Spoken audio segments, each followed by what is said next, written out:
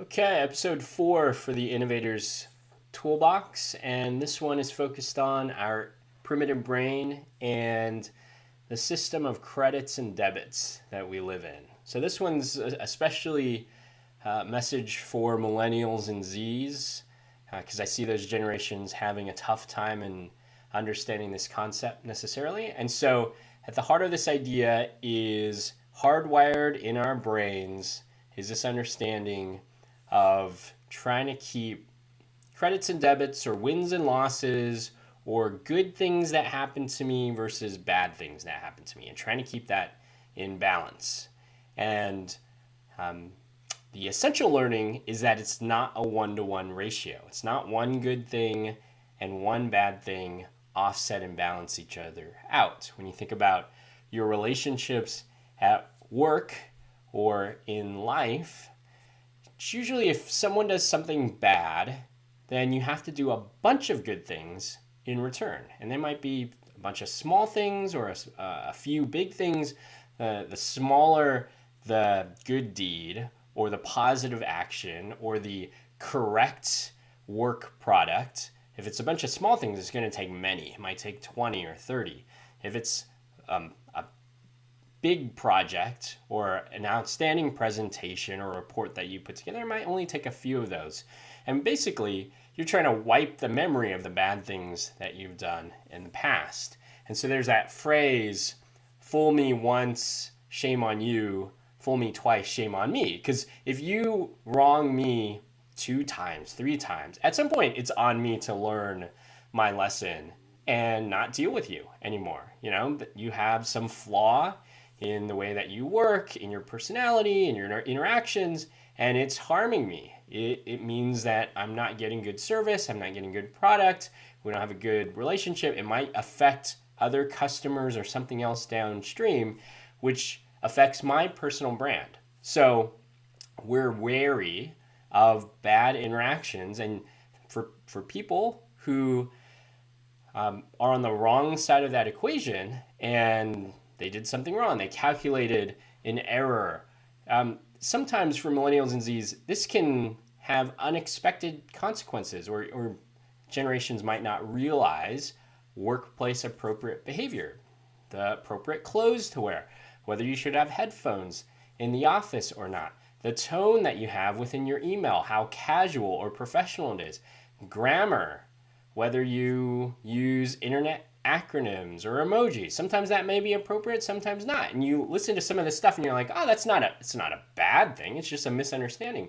But if there's a certain expectation or a certain tone with clients within the workplace in how you interact with others, that might be perceived as a risk.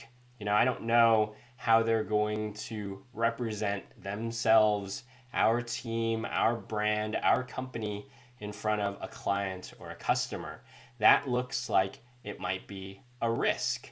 And so maybe we don't give that opportunity or that exposure or that role to an individual that we think has potential risks, because we don't know how they're going to operate and react in that type of environment. So you have to be conscious and aware of how you're representing yourself and whether or not that's acceptable or not. And there's huge variations on the coast between West Coast and East Coast and in between.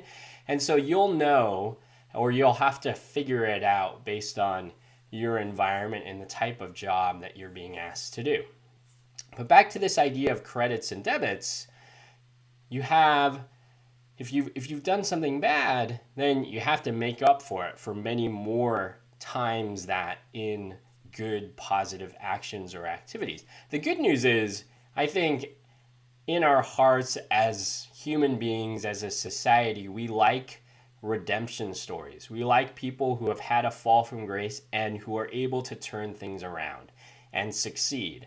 And we actually cheer those people on and we give people second chances. So you don't have to think it's the end all be all if you've done something bad and you whether it was your fault or not, that it was some disgrace or some error, some mistake.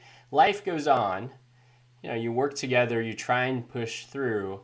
At some point, you might come together and agree, oh, this isn't the right fit, you don't have the right skill set, or this isn't really what our expectations are in terms of delivering work, but most places will give enough chances to say, okay, we want you to succeed because there are high costs for recruiting, retention, training, those types of things. At some point, felt like you're the right team member for the right role, and so let's see if we can figure things out. But you're going to have to work harder. You're going to have to reprove yourself because you have some black marks on your brand. You know, you've taken a couple steps back, and it's going to require more work on your part to build things up. And I've seen people turn it around for sure. And it's like there's a switch that's been flipped in their brain or how they see the world operate or their workplace and their actions. And they come back renewed, refreshed, new hustle, new perspective.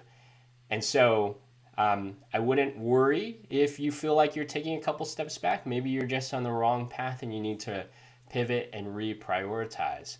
But think about this balance of credits and debits and positive actions versus negative actions, and how the bad things greatly outweigh because they stay with us.